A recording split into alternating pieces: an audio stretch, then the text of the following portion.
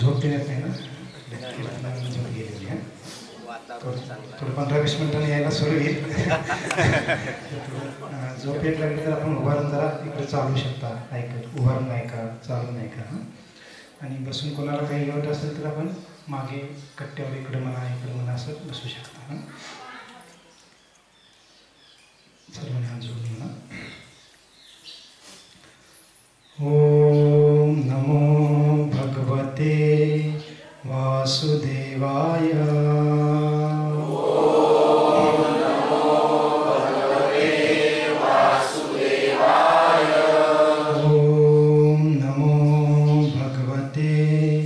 वासुदेवाय. ओम नमो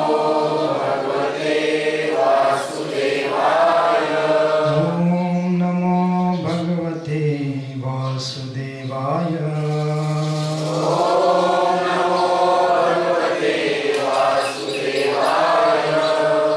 मज्ञानतिमिरन्धस्य ज्ञानाञ्जनशलाकया चक्षुरुन्मिलितं येन तस्मै श्रीगुरुवे नमः. श्रीचैतन्यमनोभीष्टं स्थापितं येन भूतले स्वयं रूप कदामह्यं ददाति स्वपदान्तिकं. वन्देऽहं श्रीगुरुं श्रीप्रथमं श्रीगुरुं वैष्णवांश्च श्रीरूपं साग्रजातं सकलगुणनाथान्वितं सजीवं साद्वैतं सावधूतं परिजनसहितं कृष्णचैतन्यदेवं श्रीराधाकृष्णपादान् सर्वललिता श्रीविशाखान्वितां च. हे कृष्ण करुणा सिंधु दीनबंधु जगत्पते गोपेश गोपिकाकांत राधाकांत नमोस्तुते. तप्त कांचन गौरांगी राधे वृंदावनेश्वरी वृषभानुसुते देवी प्रणमामि हरिप्रिये. नमो महावदन्याय कृष्ण प्रेम प्रदायते कृष्णाय कृष्ण चैतन्य नामने गौरत्विषे नमः. वाञ्छाकल्पतरुभ्यश्च कृपा सिन्धुभ्येव च पतितानां पावनेभ्यो वैष्णवेभ्यो नमो नमः. नमो विष्णुपादाय कृष्णपृष्ठाय भूतले श्रीमते भक्तिवेदांत स्वामिनिति नामिने. नमस्ते सारस्वती देवे गौरवाणी प्रचारिणे निर्विशेष शून्यवादी पाश्चात्यदेशतारिणे. जय श्री कृष्ण चैतन्य प्रभु नित्यानंद श्री अद्वैत गदाधर श्रीवासादि गौर भक्तवृंद. हरे कृष्णा कृष्णा कृष्णा हरे हरे हरे राम राम राम हरे हरे.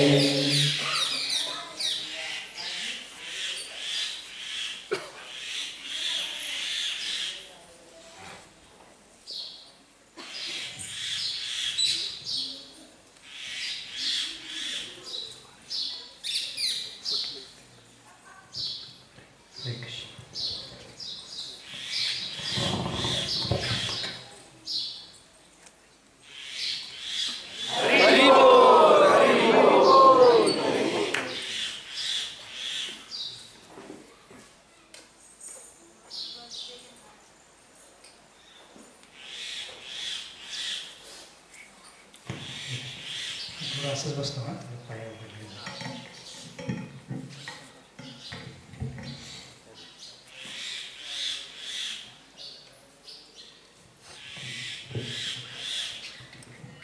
तर आज आपण फार विशेष योजनेने या ठिकाणी एकत्रित आलेलो आहोत. कारण अधिक महिना पुरुषोत्तम मास चालू आहे आणि आज द्वादशीचा दिवस आहे. जसं वैष्णवांसाठी एकादशीचा दिवस फार महत्त्वपूर्ण मानला जातो, तसंच द्वादशी पण दिवस फार विशेष आपण मानतो. मग योगायोग आहे की रविवारचा दिवस आपण आलो आहे आणि ते कोणतं घेऊन तर द्वादशीच्या दिवसानिमित्ताने आज आपण रविवारचा दिवस आणि द्वादशी दिवस दोन्ही योग उजवून आलेला आहे आणि त्या निमित्ताने आपण पाहतो फार विशेष आपल्याला त्याचा लाभ प्राप्त होईल.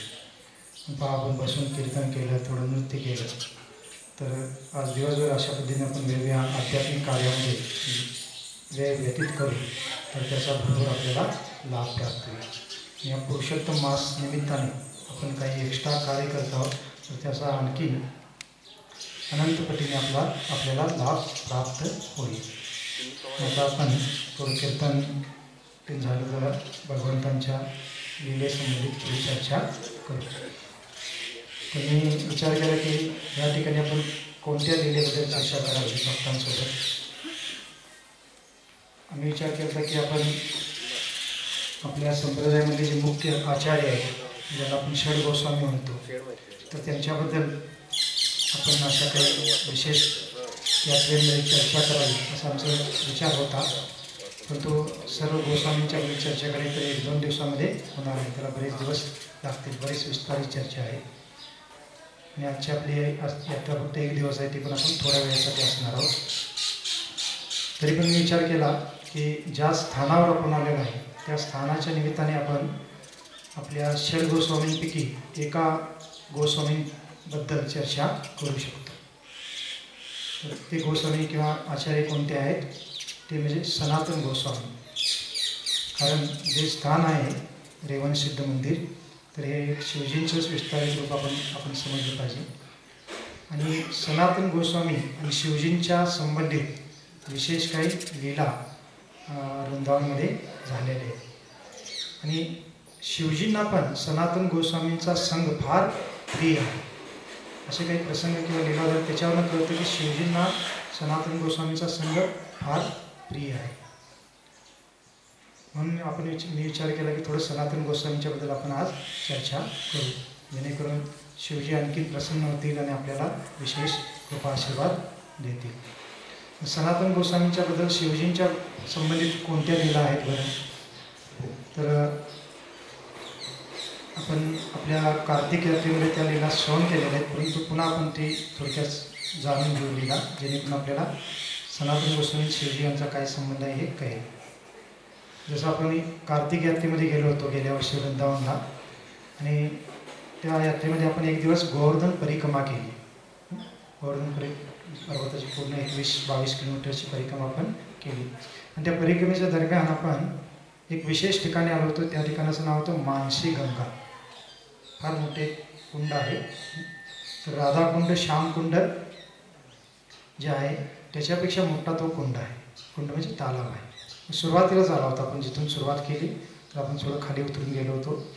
तर त्या ठिकाणाला मानसी गंगा म्हटलं जातं. मानसी गंगा का म्हटलं जातं? कारण भगवान श्रीकृष्णाने आपल्या मनामध्येच गंगा मातेचं स्मरण केलं. गंगा माता तिथं प्रकट व्हावी यासाठी, आणि भगवंतांच्या स्मरणानेच, मानसिक स्मरणानेच गंगा तिथं प्रकट झाली. आणि म्हणून त्या ठिकाणाला किंवा त्या तालाबला, सरोवरला काय म्हटलं जातं? मानसी गंगा. आणि मानसी गंगाच्या मागच्या म्हणजे एका बाजूलाच एक विशेष ठिकाण आहे. त्या ठिकाणाचं नाव आहे चक्लेश्वर महादेव.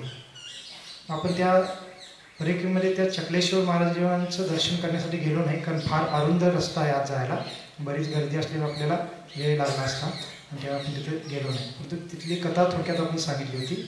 ती म्हणजे काय की वृंदावनमध्ये 4 प्रमुख शिवजींचे स्वरूप वास्तव्य करतात, 4 दिशांना.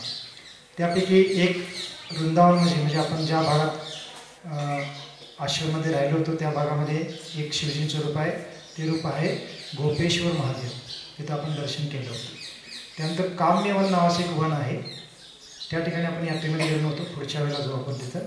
तर तिथे एक शिवजींचं रूप आहे. त्या शिवजींचं तिथल्या विग्रहांचं किंवा मंदिराचं नाव आहे कामेश्वर महादेव. आणि त्याच्यानंतर मथुरेमध्ये एक शिवजींचं रूप आहे. त्या शिवजींचं नाव आहे भूतेश्वर महादेव. असे 3 महादेव किंवा शिवजींचे रूप आहे.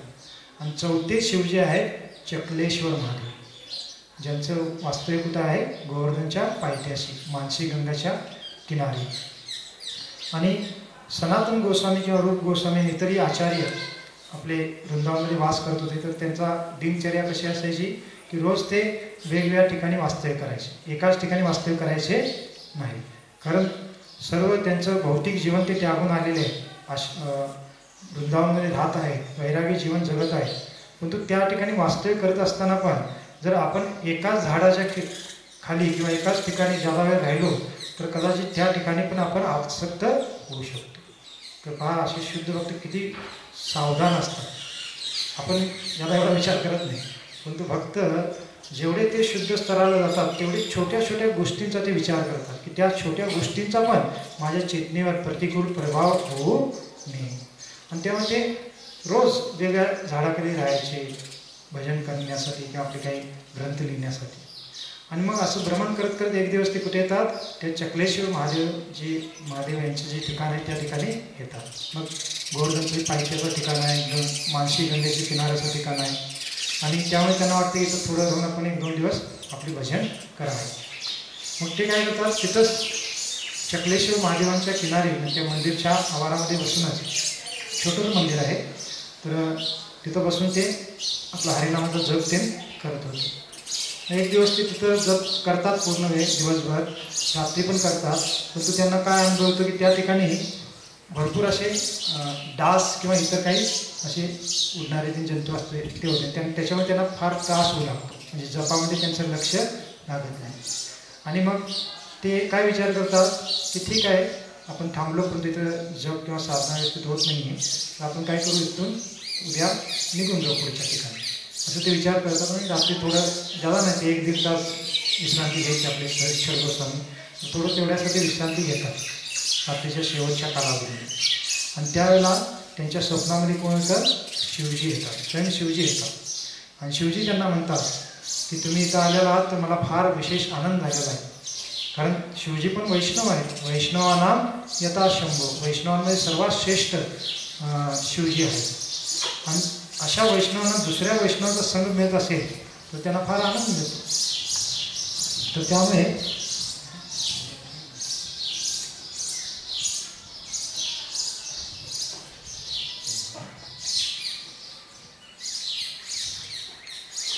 त्यामुळे ते काय म्हणतात की तुम्ही इथं आलेला तुमच्या संघामुळे मला फार आनंद मिळत आहे, तुमच्या हरिनामाच्या जपामुळे फार मला दिव्य आनंदाचा अनुभव मिळत आहे. त्यामुळे तुम्ही काय करा, लगेच जाऊ नका, काही दिवस इथंच वास्तव्य करा, असं शिवजी त्यांना म्हणतात. आणि तुम्हाला जो काही त्रास होत आहे तो त्रास उद्यापासून होणार नाही, असं शिवजी म्हणतात स्वप्नामध्ये. आणि जेव्हा ते जागे होतात तर त्यांना फार विशेष आनंद होतो, कारण शिवजी स्वयं स्वप्नामध्ये आलेले आहेत, त्यांना फार आनंद होतो. खरोखर मग ते दुसऱ्या दिवशी सकाळी निघत नाहीत. आणि डास किंवा हे असतात ते दिवसभर त्रास करत नसतात, संध्याकाळी रात्र झाल्यानंच त्रास करतात. दिवसभर ते जप करतात, भजन करतात. आणि जेव्हा संध्याकाळ होऊ लागते, रात्री होते, तर खरोखर शिवजींनी जसं सांगितलं होतं त्याप्रमाणे त्यांना त्या रात्री कुठलेही डास किंवा इतर काही कीटकांचा काही त्रास होत नाही. आणि शिवजीने आता ते एक प्रकारे व्यवस्थित ठिकाण केलं, तर शिवजींच्या इच्छेने काही होऊ शकतं है ना. आणि त्यामुळे त्यांना फार चांगलं वाटलं, ते रात्रभर तिथं जप करतात. आणि एकच दिवस नाही, मग आणखीन काही दिवस तिथं राहतात, कशासाठी, शिवजींच्या प्रसन्नेसाठी. मग पुढच्या ठिकाणी निघून जातो. हा प्रसंग आचार्य नेहमी सांगतात की पहा की शिवजी पण हरिनामाच्या प्रती त्यांच्या हृदयामध्ये किती रुची आहे, किंवा वैष्णवाच्या संघाप्रती किती ते लालायित आहे. ह्या प्रसंगावरून तो आपल्याला कळतं की शिवजी आणि सनातन गोस्वामीचा एक विशेष संबंध आहे आणि त्यांच्या लीला त्या ठिकाणी घडल्या होत्या. मग ही एक लीला आहे. आणि दुसरी आणखीन एक लीला आहे की शिवजींच्या संबंधित आणि सनातन गोस्वामींच्या संबंधित आहे. ती पण लीला एक दोनदा आपण सांगितलेली आहे. ती कोणती लीला आहे की एक व्यक्ती काशीमध्ये राहत होता आणि काशीमध्ये असल्यामुळे तो स्वाभाविक शिवजींचा भक्त होता आणि शिवजींची उपासना देऊन तो फार कडक पद्धतीने करायचा. आणि एक दिवस शिवजी त्याच्यासमोर म्हणजे त्याच्यावर प्रसन्न होऊन त्याच्यासमोर प्रकट होतात आणि त्याला वरदान मागण्यासाठी सांगतात. तो व्यक्ती काय करतो, शिवजींना म्हणतो की मला काय करा, म्हणजे सर्वात जी श्रेष्ठ गोष्ट आहे ती तुम्ही मला प्रदान करा. तुम्हाला जे योग्य वाटतं सर्वात श्रेष्ठ गोष्ट आहे ती तुम्ही मला प्रदान करा. असं शिवजींना तो व्यक्ती म्हणतो. तर शिवजी त्यावेळेला काय म्हणतात त्या व्यक्तीला, त्या भक्ताला, की सर्वात श्रेष्ठ जर गोष्ट तुला हवी असेल तर तू काय कर, माझ्याकडून घेण्यापेक्षा किंवा मी देण्यापेक्षा तू काय कर, इथून वृंदावनला जा आणि वृंदावनमध्ये सनातन गोस्वामी नावाचे एक फार श्रेष्ठ भक्त आहेत, त्यांना भेट आणि त्यांच्याकडून तुला काय होईल, सर्वात श्रेष्ठ गोष्ट प्राप्त होईल. अशा पद्धतीने शिवजी स्वतः सनातन गोस्वामींच्याकडे जाण्यासाठी सांगतात. म्हणजे याच्यावरून पण कळतं की शिवजींच्या मनामध्ये पण सनातन गोस्वामींच्या बद्दल किती आदर होता, किती प्रेम होतं. का? कारण दोघे पण वैष्णव आहेत. शिवजी एक वैष्णवांमध्ये श्रेष्ठ आहेत, म्हणजे भौतिक जगामधले जे वैष्णव आहेत त्यांच्यापैकी. आणि सनातन गोस्वामी पण साधारण नाही, एक मनुष्यलीला करत आहेत, पण सनातन गोस्वामी प्रत्यक्ष भगवंताच्या धामामधील गोलोक वृंदावनमधील राधाराणी आणि ललिता विशाखा यांना सहाय्य करणारे एक मंजिरी आहे. ते आपण चर्चा करू पुढे. आणि तेव्हा सनातन गोस्वामी एक प्रकारे पाहायला गेलं तर शिवजींसाठी पण सनातन गोस्वामी कसे आहेत, पूजनीय आहे. तर आपल्याला हे थोडं विचित्र वाटेल, कारण शिवजी एक देवतांमध्ये आपण किंवा देवतांमध्ये पण श्रेष्ठ आहे आणि सनातन गोस्वामी मनुष्यलीला करत आहे, परंतु ते साधारण मनुष्य नाही आहे. ते कोण आहे, डायरेक्ट भगवंताच्या धामातून आलेले आहे आणि त्यामुळे त्यांचं स्थिती शिवजींना माहीत आहे आणि म्हणून शिवजी त्यांचा सण करण्यासाठी विशेष उत्सुक असतात. आणि एवढंच नाही तर त्यांच्या भक्तांना पण ते कोणाकडे पाठवत आहे, सनातन गोस्वामींकडे पाठवत. मग तो भक्त आहे शिवजींच्या इच्छेने, त्यांची इच्छा आहे किंवा त्यांचे उद्देश आज्ञा आहे म्हणून तो काय करतो, मग पायी प्रवास करत वृंदावनमध्ये येतो. आणि वृंदावनमध्ये आल्यानंतर तो तिथे चौकशी करू लागतो की आपल्या वृंदावनमध्ये सनातन गोस्वामी नावाचे कोण भक्त आहेत, त्यांना मला भेटायचं आहे. असं विचारपूस केल्यानंतर त्याला कळतं. आणि सनातन गोस्वामी तर एका ठिकाणी राहत नव्हते, वेगळ्या ठिकाणी राहायचे. मग तो एक दिवस सनातन गोस्वामींकडे चौकशी करत करत पोहोचतो आणि पोहोचून त्यांना तो प्रणाम करतो आणि त्यांना हा सर्व वृत्तांत सांगतो की स्वयं शिवजीने मला तुमच्याकडे पाठवलेलं आहे. मग सनातन गोस्वामी काय आश्चर्यचकित होत नाही, कारण ते शुद्ध भक्त आहेत. वृंदावनात तर डायरेक्ट ते भगवंताचं दर्शन करतात, लीलेमध्ये प्रवेश करतात. मग शिवजीने पाठवलं हे कळल्यानंतर मग ते स्मित हास्य करतात आणि त्यावेळेला तो जो भक्त आहे तो सर्व वृत्तांत सांगून तुमच्याकडे मला सर्वोच्च गोष्ट प्राप्त करण्यासाठी पाठवलेलं आहे असं म्हणतो तो. आणि सनातन गोस्वामी त्याच्या हृदयामध्ये थोडं हृदय जाणतात किंवा समजून घेतात की तो भक्त आहे, शिवजींची उपासना करतो, परंतु त्याच्या हृदयामध्ये अजून थोडी भौतिक गोष्टींमध्ये किंवा भौतिक गोष्टींचा हवास किंवा इच्छा आहे. आणि म्हणून सनातन गोस्वामी काय म्हणतात की तुला सर्वोच्च गोष्ट किंवा सर्वात श्रेष्ठ गोष्ट हवी आहे ना, तर काय कर, समोरच म्हणजे कचरा टाकलेला असा ढीक होता, तर तिकडं निर्देशन करून ते म्हणतात की तिथं जा आणि त्याच्यामध्ये पारसमणी आहे आणि तो घे. आणि त्याचं विशेषत्व काय आहे की तो पारसमणी कुठल्याही लोखंडाला स्पर्श केला तर तो त्या लोखंडाला सोनं बनवतो.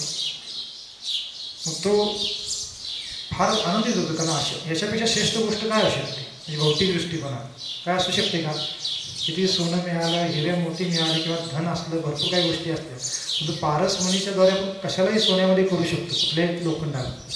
मग त्याच्यापेक्षा धनवान कोणी असणारच नाही. तो लगेच आनंदित होऊन जातोच, म्हणजे पहिला प्रणाम करतो सनातन गोस्वामींना, धन्यवाद मानतो आणि तिथे जाऊन पाहतो खरोखर त्याला पारसमणी मिळतो. तो फार आनंदित होऊन आता घेऊन निघतो आणि पुन्हा आपल्या काशीला येण्यासाठी प्रवास करू लागतो.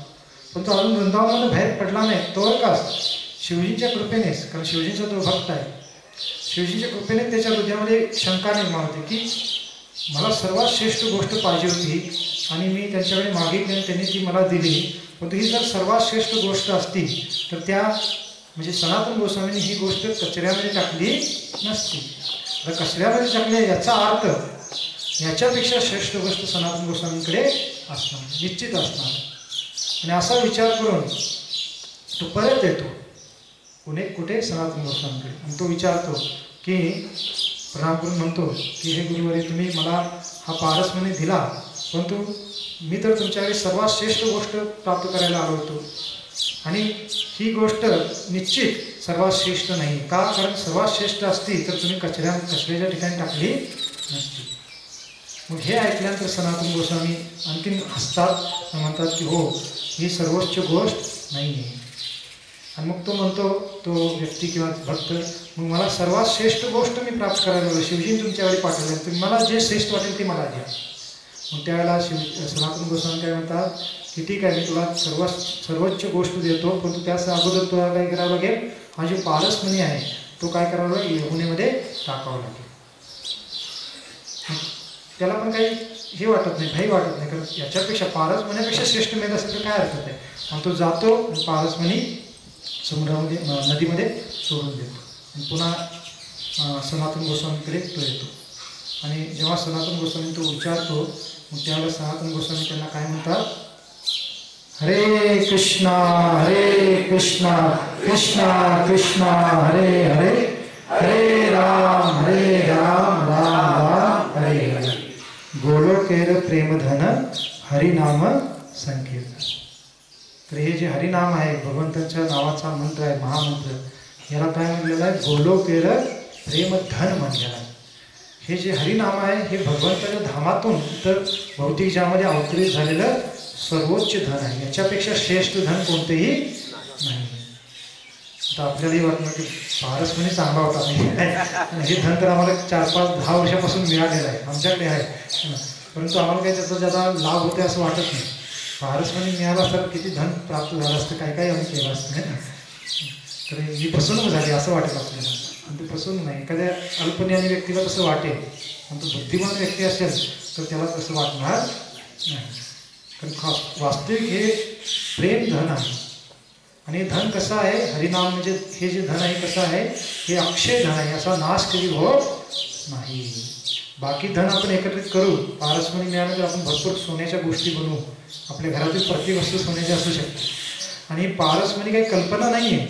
काही लोकांना वाटेल, आजकालचे तथाकथित जे अंधश्रद्धा निर्मूलन करणारे लोक आहेत किंवा वैज्ञानिक विचारांचे लोक आहेत, ते म्हणजे हे सगळं काल्पनिक कथा आहे. असं कधी असू शकतं का की असा काही पाषाण आहे किंवा मणी आहे किंवा एखादा वस्तू आहे की त्याच्याद्वारे लोखंड सोनं होऊ शकतं. मग लोकांना ते पटणार नाही. तर आपल्या शास्त्रामध्ये वर्णन आहे. या कलियुगाच्या प्रभावामुळे आपल्याला ते पाहायला मिळत नाही. परंतु अशा काही दिव्य लोकांकडे त्या गोष्टी असायच्या. परंतु भगवंत पण अशा गोष्टी त्याच व्यक्तीला प्राप्त करून द्यायच्या ज्याला त्याचं काही महत्त्व वाटत नाही. असे शुद्ध भक्त असतात, त्यांना ही सर्व गोष्टी एकदम तुच्छ वाटतात, त्यांना त्या गोष्टी प्राप्त होते. लोभी व्यक्तीला ते मिळणार नाही.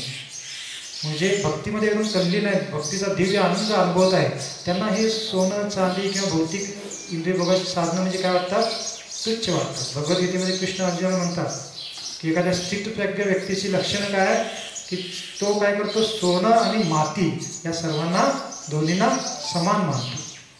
अशी स्थिती असते. मग सनातन गोस्वामी त्या स्थितीला होते, म्हणून त्यांना तो पारसमणी प्राप्त झाला तरी पण त्यांनी त्याला काही विशेष मानलं नाही. का? कारण त्या पारसमण्याच्या द्वारे त्यांना जे काही वैभव प्राप्त होणार होते ते वैभव त्यांना पहिलाच प्राप्त झालं होतं. ते फार मोठे राज्याचे प्रधानमंत्री होते, ते सर्व त्याहून ते आले होते आणि पुन्हा पारसमणी घेऊन काय करायचं, आणि त्यांनी टाकून दिला होता. आणि मग त्या व्यक्तीला त्यांनी हे हरिनाम जे धन आहे सर्वोच्च धन ते प्रदान केलं. आणि तो पण विशेष बुद्धिमान होता, शिवजींची त्याच्यावर कृपा झाली होती. त्यांनी असं नाही म्हणलं की नाही मला तोच मी पारसमणीच पाहिजे असं म्हणले नाही. ते फार प्रसन्न झाले. त्यांनी हरिनाम घेतलं. ते हरिनाम म्हणजे हरिनाम एखाद्या शुद्ध भक्तांच्या मुखातून आपण हरिनाम ऐकतो किंवा ते घेतो याचा अर्थ ते एक प्रकारे हरिनामाची दीक्षा झाली.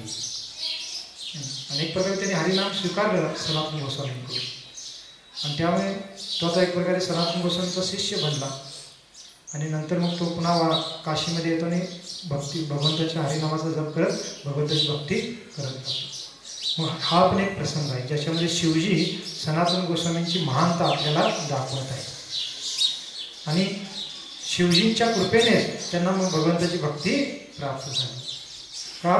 कारण शिवजी असो किंवा इतरही कोणतेही देवी देवता असो, अशा देवी देवतांकडे आपण जर निस्वार्थ भावनेतून गेलो आणि त्यांना आपण प्रार्थना केली की तुम्हाला जे सर्वोच्च वाटतं ते मला प्रदान करा, तर देवी देवता आपल्याला काय प्रदान करतील, भगवंताची भक्ती प्रदान करतील. असे कित्येक लोकांचे अनुभव आहेत जे भक्तीमध्ये आलेले असतात. कोण शिवजींचे भक्त होते, कोण दुर्गा मातेचे भक्त होते, कोण गणेशजींचे भक्त होते, कोण आणखीन काही वेगळ्या देवतांचे भक्त असतात.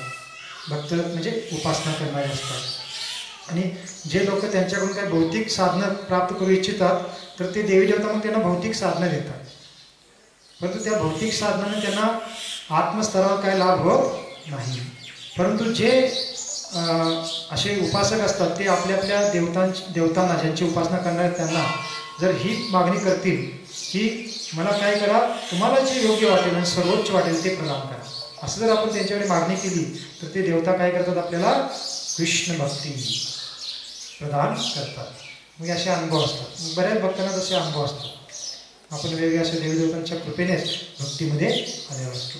आणि त्यामध्ये देवी देवता आणखीन प्रसन्न होतात की माझा उपासना करणारा भक्त आता माझ्या स्वामीची भक्ती करू लागलेला आहे. आणि ते देवता आणखी त्या भक्तावर, त्या उपासकावर विशेष कृपा प्रदान करतात. हे अनुभव आपले आहेत. हे दोन प्रसंग आपण का सांगितले, बऱ्याच वेळा आपण चर्चा केलेली आहे, परंतु सनातन गोस्वामी शिवजींचा कसा संबंध आहे याच्यावर आपल्याला म्हणून आपण थोडं सनातन गोस्वामींच्या चरित्राबद्दल किंवा त्यांच्या पुनर्जीवनाबद्दल थोडी चर्चा करू. आता वेळ आपल्याला कमी असेल त्यामुळे जेवढं चर्चा करता येईल आपण तेवढे करू. आत्ता म्हणा, नंतर पुन्हा भोजनानंतर किंवा प्रसादानंतर. तर सनातन गोस्वामी हे जसं मगाशी म्हणालो मी की साधारण जीव नाही आहे, ते भगवंताच्या धामातून गोलोक वृंदावनमधून इथं प्रकट झालेले. आणि सनातन गोस्वामी स्वयं कोण आहेत? सनातन गोस्वामी आणि रूप गोस्वामी हे या प्राकट्य लीलेमध्ये दोघे सख्खे भाऊ आहेत. आणि भगवंताच्या धामामध्ये, भगवंताच्या लीलेमध्ये त्या ठिकाणी पण त्यांचं दोघांचंही स्थान फार विशेष आहे. कोणतं स्थान आहे तर राधा आणि कृष्ण एकत्र लीला करतात आणि राधा राणींना सहाय्य करणारे किंवा राधाकृष्णांची सेवा करणारे प्रमुख दोन सखी आहेत. प्रमुख दोन सख्या कोणत्या आहेत? ललिता आणि विशाखा. आणि त्या ललिता विशाखांना सहाय्य करणारे आणखी बऱ्याच सखी आहेत. आणि या सर्व सख्यांना, ललिता विशाखा, राधाराणी आणि बाकीच्या इतर सख्यांना सहाय्य करणाऱ्या मंजिऱ्या असतात. ज्या मंजिऱ्या म्हणजे थोडं लहान बालिका असल्यासारख्या असतात. भगवंताच्या धामामध्ये अशा बऱ्याच मंजिऱ्या आहेत. आणि त्या सर्व मंजिऱ्या काय करतात? राधाराणी, ललिता विशाखा यांना सर्वांना कृष्णाच्या सेवेमध्ये सहाय्य करतात. मग अशा सर्व मंजिऱ्यांपैकी दोन प्रमुख मंजिऱ्या आहेत. त्या दोन प्रमुख मंजिऱ्या कोणत्या आहेत? एक मंजिरी आहे रूप मंजिरी आणि दुसरी आहे रती मंजिरी. या दोन मंजिऱ्या सर्व मंजिऱ्यांचं नेतृत्व करतात आणि राधाराणींना, ललिता सखींना सहाय्य करतात. ह्या मंजिऱ्या फार विशेष आहेत. आणि या प्रमुख दोन मंजिऱ्या रूप गोस्वामी, सनातन गोस्वामींच्या रूपात प्रकट झालेले आहेत. मग जे रूप मंजिरे आहेत ते रूप गोस्वामींच्या रूपात प्रकट झालेले आहेत आणि रती मंजिरे आहेत ते सनातन गोस्वामींच्या रूपात प्रकट झालेले आहेत. कशासाठी? चैतन्य महाप्रभूंच्या लीलेमध्ये विशेष सहाय्य करण्यासाठी. आणि चैतन्य महाप्रभूंचे जे काही विशेष कार्य होतं ते पुढे प्रस्तुत करण्यासाठी. म्हणून हे दोन जे चैतन्य महाप्रभूचे पार्श्व आहेत ते फार विशेष आहे. आणि आचार्य म्हणतात की वास्तविक ह्या आचार्यांच्याबद्दल चर्चा करण्याची आपली काही योग्यता नाही आहे. फार दिव्य स्तराचे भक्त आहेत.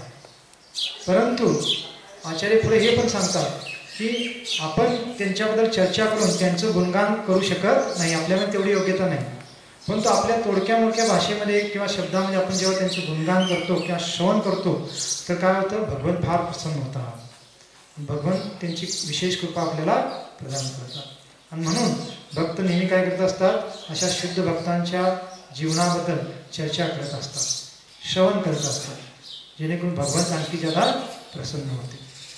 भगवंत नेहमी म्हणतात की जो माझा भक्त आहे तो मला जेवढा प्रिय आहे त्याच्यापेक्षा जो माझ्या भक्तांचा भक्त आहे तो मला ज्यादा प्रिय आहे, असं कृष्ण नेहमी म्हणतात. त्यामुळे आपण भगवंताबद्दल पण श्रवण करतो, कथेचं श्रवण करतो आणि भक्तांच्या जीवनाबद्दल पण श्रवण करतो. त्यानिमित्तानं आपण हे प्रयत्न केले पाहिजे किंवा आपण श्रवण कीर्तन किंवा चर्चा केली पाहिजे. मग आता यांचं जन्म म्हणा किंवा त्यांच्या जन्माच्या अगोदर त्यांच्या कुटुंबांचा काय विशेष इतिहास आहे हे पण आपल्या आचार्यांनी ग्रंथामध्ये दिलेलं आहे. विशेष करून जीव गोस्वामींनी, रूप गोस्वामी, सनातन गोस्वामी आणि त्यांचे आणखीन एक तिसरे भाऊ होते अनुपम, या तिघांच्याबद्दल त्यांच्या ग्रंथामध्ये थोडं पूर्व इतिहास लिहिलेला आहे. आणि हा पूर्व इतिहास आपण का चर्चा केला पाहिजे? आपल्याला वाटलं ठीक आहे भगवंताच्या कथेबद्दल आपण चर्चा केली पाहिजे, हरिनाम केलं पाहिजे, आणि भक्तांच्या कार्यांबद्दल पण आपण चर्चा केली पाहिजे. आपण असं पण बोलतो, पण ते पण ठीक आहे, परंतु त्या भक्तांच्या पूर्व इतिहासाबद्दल, पूर्व इतिहास म्हणजे त्यांचे आजोबा कोण होते, वडील कोण होते, पणजोबा कोण होते, याच्याबद्दल काय चर्चा करण्याची आवश्यकता आहे असं आपल्याला वाटू शकतं. परंतु आपल्या वैदिक ग्रंथांमध्ये किंवा आचार्यांच्याद्वारे काय सांगितलेलं आहे की भगवंतांनी जे भक्त असतात त्यांच्या पूर्वजांबद्दल पण आपण चर्चा करतो तरी आपल्या हृदयाचं काय होतं, शुद्धीकरण होतं. कारण ते साधारण नसतं. ज्या कुटुंबात ते प्रकट होतात ते कुटुंब पण साधारण नसतं. मग त्यांच्या कुटुंबाचा जो पूर्व इतिहास असतो की त्यांच्या कुटुंबामध्ये पूर्वज कोण होते, त्याच्यानंतर कोणाचा जन्म झाला, त्याच्यानंतर कोणाचा जन्म झाला, तर हे आपण चर्चा करतो तर त्याने पण आपल्या हृदयातील कितीतरी अनर्थ नष्ट होतात. आणि चर्चामध्ये आपण ज्यादा विस्तारित करत नाही, परंतु त्यांची नावांचं आपण सर्व सिक्वेन्स पाहतो आणि कोण कोणाचा मुलगे होते, त्याच्यानंतर कोण मुलगे झाले, हे जर आपण चर्चा करतो तर आचार्य सांगतात की अशा भक्तांच्या वंशामधले जे काही होऊन गेलेले भक्त असतात किंवा लोक असतात त्यांच्या नावाच्या उच्चारणाने पण आणि त्यांच्या नावाच्या श्रवणाने पण आपल्या हृदयातील काय होतं, अनर्थ नष्ट होतात, आपले अनर्थ दूर होतात असं म्हणायचं. आणि म्हणून भागवतमध्ये आपल्याला पाहायला मिळतं की वेगवेगळे जे काही भक्तांचं प्रसंग आलेला आहे तर त्या प्रसंगाच्या अगोदर त्या भक्तांची वंशावली सांगितलेली आहे. वंशावली सांगितलेली आहे किंवा भगवंतांची पण कथा येते तर त्या भगवंतांच्या अवतारांच्या पूर्वी पण त्यांची वंशावली सांगितलेली आहे. जसं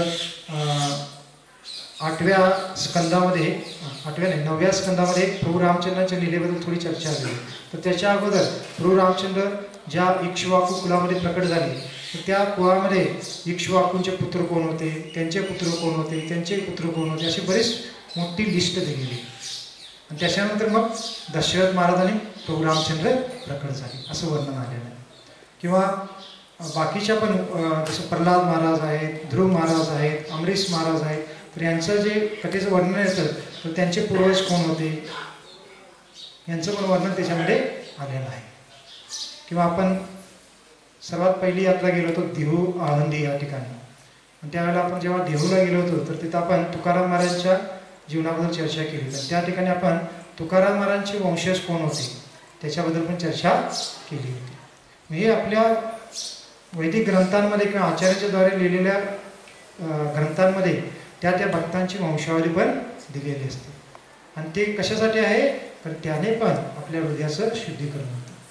जसं आपण जसं विद्यार्थी लोक असतात ते काय करतात की स्पर्धा परीक्षेची तयारी करत असतात आणि त्यावेळेला ते काय करतात, जसं MPSC UPSCची तयारी करणारे मुलं असतात तर त्यांच्यामध्ये एक विषय असतो हिस्टरी म्हणून, इतिहास म्हणून. आणि त्या इतिहासामध्ये ते वेगवेगळे राजे, कोण राजे होते, त्यांचा वंश काय होता, त्यांचे पूर्वज कोण होते, हे सर्व त्याच्यामध्ये अभ्यासलं जातं आणि त्यांची नावं लक्षात ठेवली जातात. का, कारण परीक्षेमध्ये ते येतात आणि त्याच्यामुळे त्यांना मग ते मार्क पडतील आणि ते ना जॉब ते मिळेल. मग आपण अशा एखाद्या भौतिक व्यक्तींची वंशाची नावं ते लक्षात ठेवतो किंवा त्याच्याबद्दल चर्चा करतो. का, कारण त्याच्यातून आपल्याला भौतिक लाभ मिळणार आहे, मला मार्क चांगले पडणार आहे, मला जॉब मिळणार आहे. परंतु त्याने ते श्रवण केल्यानंतर, चर्चा केल्यानंतर, स्मरण केल्यानंतर आपल्याला भौतिकच लाभ मिळणार आहे. मृत्यूच्या नंतर तो लाभ आपल्याला पुढच्या वेळीमध्ये मिळणार नाही.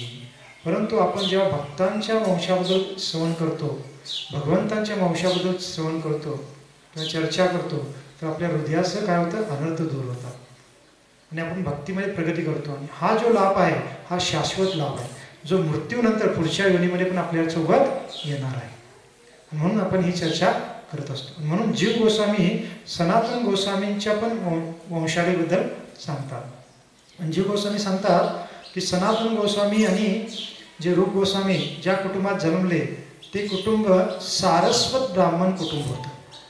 तर सारस्वत ब्राह्मण म्हणजे काय की ब्राह्मण समुदायामध्ये पण वेगळे प्रकारचे समुदाय, त्याच्यामध्ये सारस्वत ब्राह्मण जे असतात ते ब्राह्मण समुदायामध्ये पण फार श्रेष्ठ ब्राह्मण मानले जातात. अशा सारस्वत ब्राह्मणमध्ये, ब्राह्मण कुटुंबामध्ये त्यांचा जन्म झाला. आणि जीव गोस्वामी हे सांगत आहेत, परंतु जीव गोस्वामी पण एक वास्तविक त्यांच्याच कुटुंबामधले आहेत. कारण जीव गोस्वामी कोण होते लक्षात आहे? हां, सनातन गोस्वामींचे पुतणे होते. पुतणे कशा पद्धतीने, सनातन गोस्वामी सर्वात मोठे भाऊ, रूप गोस्वामी 2 नंबरचे भाऊ आणि 3 नंबरचे भाऊ कोण होते, अनुपम. आणि हे जीव गोस्वामी आहेत हे अनुपम यांचे पुत्र होते आणि त्यामुळे ते पण त्यांच्याच वंशातले आहेत आणि ते पण षड गोस्वामींपैकी एक आहे. म्हणजे पहा किती विशेष यांचा कुळ आहे की आपल्या संप्रदायामधले जे 6 गोस्वामी प्रमुख आपण मानतो, ज्यांना आपण षड गोस्वामी मानतो, त्या षड गोस्वामींपैकी 3 गोस्वामी हे एकाच या कुटुंबातले आहेत. सनातन गोस्वामी, रूप गोस्वामी आणि जीव गोस्वामी. म्हणून जीव गोस्वामी त्यांच्या एका ग्रंथामध्ये त्यांची वंशावली देत आहेत. त्यांची म्हणजे स्वतःसाठी देत नाही, ते सनातन गोस्वामी रूप गोस्वामीच्या प्रति एक आदर म्हणून ते देत आहेत. आणि ते सांगतात की वास्तविक जीव गोस्वामींचे किंवा रूप गोस्वामी किंवा सनातन गोस्वामींचे जे फार कालावधी पूर्वीचे जे वंशज होते तर ते 12व्या शतकातला प्रसंग सांगतात. आता सनातन गोस्वामी, रूप गोस्वामी जे प्रकट झाले होते किंवा लीला करत होते हा 16वा शतक होतं आणि 12व्या शतकामध्ये म्हणतात जीव गोस्वामी की त्यांचे जे पूर्वज होते त्यांचं नाव होतं सर्वजन जगद्गुरु, असं त्यांचं नाव होतं. आणि जे सर्वजन जगद्गुरु आहेत हे सारस्वत ब्राह्मण कुटुंबातले होते आणि ते त्यावेळेला म्हणजे 12व्या शतकामध्ये कर्नाटकमध्ये वास करत होते. आणि कर्नाटकमध्ये एका विशिष्ट भागाचे ते राजा होते. जरी ब्राह्मण आहेत तरी ते छोट्या म्हणजे वेगळे छोटे छोटे पण राजघराणे असतात, तर त्या भागातले ते राजा होते आणि फार विद्वान होते. विशेष करून ते यजुर्वेदाचे विद्वान होते. 4 वेद आहेत आणि वेगवेगळे जे ब्राह्मण समुदाय असतो, कुटुंबे असतात, त्या वेगवेगळ्या कुटुंबाकडून एक एक वेदांचं अध्ययन करून त्याच्यामध्ये ते प्रावीण्यता प्राप्त करून समाजाला ज्ञान देत होते. हे जे सर्वजन जगद्गुरू होते हे काय होते, यजुर्वेदाचे विद्वान होते. आणि पुढे म्हणलेलं आहे हे जे सर्वजन जगद्गुरू आहेत यांचे जे पुत्र होते त्यांचं नाव होतं अनिरुद्ध देव. आणि हे जे अनिरुद्ध देव आहेत हे पण फार विद्वान होते, कारण ब्राह्मण कुटुंब आहे आणि इतके विद्वान होते की त्यांची ख्याती जणू काही इंद्र देवताप्रमाणे त्यांची प्रसिद्धी किंवा ख्याती त्या भागामध्ये होती. जसं देवतांमध्ये सर्वात प्रसिद्ध देवता इंद्रदेव मानला जातो, तसंच ह्यांची ख्याती त्या भागामध्ये ब्राह्मण समुदायामध्ये किंवा इतर सामान्य लोकांच्यामध्ये पण होती. आणि या अनिरुद्ध देव यांचे पुढे जाऊन 2 पुत्र होता. तर पहिले पुत्र होते त्यांचं नाव होतं रूपेश्वर आणि दुसरे पुत्र होते त्यांचं नाव होतं हरिहर. म्हणजे पहिले पुत्र होते रूपेश्वर हे म्हणजे ब्राह्मण स्वभावाचे होते आणि ते म्हणजे वैदिक ग्रंथामध्ये फार मोठे विद्वान होते. आणि दुसरे पुत्र जे हरिहर होते हे क्षत्रिय प्रवृत्तीचे होते आणि ते शस्त्रविद्येमध्ये फार प्रवीण होते.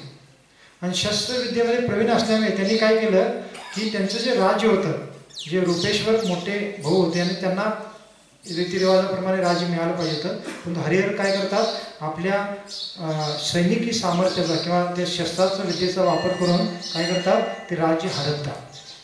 आणि त्यावेळेला रूपेश्वर यांना काय करावं लागतं, म्हणजे त्यांना ज्याला त्रास होऊ नये यासाठी ते काय करतात, आपली पत्नी किंवा आपलं कुटुंब घेऊन कर्नाटक म्हणून ते काय करतात, तिथून पलायन करतात. आणि पलायन करून कुठे येतात, ओडिसा बंगाल प्रांतामध्ये येतात. कारण आपण सनातन गोस्वामी, रूप गोस्वामी हे ओडिसा बंगाल प्रांतामध्ये होते, परंतु यांचं पूर्वज तर कर्नाटकमध्ये होते असं सांगितलेलं आहे. मग इथं कसे आले ते, तर याच्यावरून आपल्याला कळतं की रूपेश्वर त्यांचे जे पूर्वज होते ते त्यावेळेला काय करतात, तिथून पलायन करून कुठे येतात, बंगाल प्रांतामध्ये आणि तिथं ते वास्तव्य करू लागतात. विशेष करून गंगा किनारी नामहट्ट नावाचा एक प्रदेश आहे बंगाल प्रांतामध्ये, तर त्या प्रांतामध्ये येऊन ते वास्तव्य करू लागतात. आणि विद्वान होते, ब्राह्मण होते, मग त्या भागामध्ये ते आता आपलं ब्राह्मणाचं कार्य करून आपल्या कुटुंबाचं पालनपोषण करू लागतात. आणि पुढे काय होतं, मग हे जे रूपेश्वर होते तर ते काय करतात, विशेष काही यज्ञ करतात म्हणजे ब्राह्मण असल्यामुळे. आणि त्या यज्ञानंतर त्यांना पुत्र आणि पुत्री प्राप्ती होते. आणि त्यांना एकूण किती पुत्र आणि पुत्री होत्या हे इथं सांगितलेलं आहे. तर त्यांना एकूण रूपेश्वर यांना 18 मुली होत्या आणि 5 मुलं होती. आणि ह्या 5 मुलांपैकी एक मुलगा होते, त्यांचं नाव होतं, जरा रूपेश्वर यांचे पुत्र होतात पद्मनाभ. आणि पद्मनाभ आहेत ते यज्ञ करतात आणि त्यांना 18 मुली आणि 5 मुलं होतात.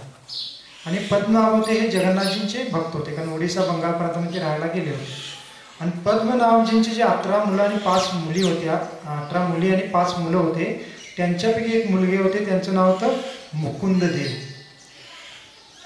आणि मुकुंद देवजींचे काही पुत्र होतात आणि त्या मुकुंद देवच्या पुत्रांपैकी एक पुत्र होते, त्यांचं नाव होतं कुमारदेव. आता ही वंशावली चालत आली. जवळजवळ आता कुमारदेव प्रजन्य सर्वजन जगद्गुरू यांच्यानंतर 6वे वंशज येतात. आणि कुमारदेव होते, यांना काय होतात, 3 पुत्र होतात. कुमारदेव यांचा विवाह रेवती देव नावाची मुलगी आहे त्यांच्यासोबत होतो. आणि रेवती देव आणि कुमारदेव यांच्यापासून 3 पुत्र जन्मतात. आणि ते 3 पुत्र म्हणजे कोण आहेत, रूप गोस्वामी, सनातन गोस्वामी आणि अनुभव. परंतु हे नाव त्यांचं पहिलाचं नव्हतं, हे चैतन्य महाप्रभूंनी नंतर दीक्षेनंतर दिले आहे. त्यांचं सुरुवातीचे नाव काय होते, सनातन गोस्वामीचं नाव होतं अमर, आणि रूप गोस्वामीचं नाव होतं दीपक, आणि अनुपम यांचं नाव होतं वल्लभ. अशा पद्धतीने तिघांची नाव होती. आणि कोणाचे पुत्र होते, कुमारदेव यांचे पुत्र होते. आणि रेवती देव हे त्यांच्या माता होते. मग अशा पद्धतीने त्यांचा जन्म होतो. आणि मूळचे ते सारस्वत ब्राह्मण कुटुंब वंशाचे आहेत. मूळचे कर्नाटकचे होते, परंतु पूर्वज त्यांचे रूपेश्वर जे होते त्यांचे पूर्वज ते काय झालं, काही कालावधीपूर्वी ते बंगाल प्रांतामध्ये आले. आणि तेव्हापासून त्यांचा कुटुंबाचा बंगाल प्रांतामध्येच राहत होता. आणि हे तिन्ही जे बालक आहेत, कुमारदेव यांचे जे पुत्र आहेत, ते फार विद्वान होते, फार शास्त्रामध्ये प्रवीण होते. आणि त्यामुळे काय होतं, त्यांची ख्याती पूर्ण त्या भागामध्ये पसरली होती. हे जे अमर आहे, दीपक आहे आणि वल्लभ आहे, हे तिन्ही पुत्र कुमारदेवाचे आहेत, परंतु फार विद्वान आहेत, फार बुद्धिमान आहे. अशा पद्धतीने सर्व ठिकाणी त्यांची ख्याती पसरली होती. आणि एक दिवस काय होतं की सनातन गोस्वामी म्हणजे अमर होते, त्यांच्या स्वप्नामध्ये एक ब्राह्मण येतो रात्री. आणि तो ब्राह्मण येऊन काय करतो, स्वप्नामध्ये सनातन गोस्वामींना श्रीमद भागवतम ग्रंथ प्रदान करतो. आणि हे तिन्ही जे बंधू आहेत किंवा त्यांचे जे माता पिता कुमारदेव आणि रेवती देव हे होते, ते लहानपणापासूनच काय होते, भक्त होते. कारण माता पिता भक्त असल्यामुळे हे तिन्ही पुत्र पण लहानपणापासून भक्त होते, विष्णू भक्तीचे कार्य करत होते. आणि जेव्हा त्यांना हे स्वप्न पडतं भागवतम मिळालेलं, तर जेव्हा ते जागे होतात त्यांना फार आनंद होतो. आनंद कोणत्या दृष्टीकोन होतो की आपल्याला स्वप्नामध्ये काय होईना भागवतांचं दर्शन झालं किंवा मिळालं, परंतु थोड्या वेळानंतर दुःख पण होतं. का दुःख होतं, कारण हे स्वप्न होतं. वास्तविकतेमध्ये मला हे जर मिळालं तर किती आनंद झाला असता. कारण भागवतम त्यांना म्हणजे वाचन करणं, श्रवण करणं ही फार म्हणजे त्यांना एक करण्याची इच्छा होती.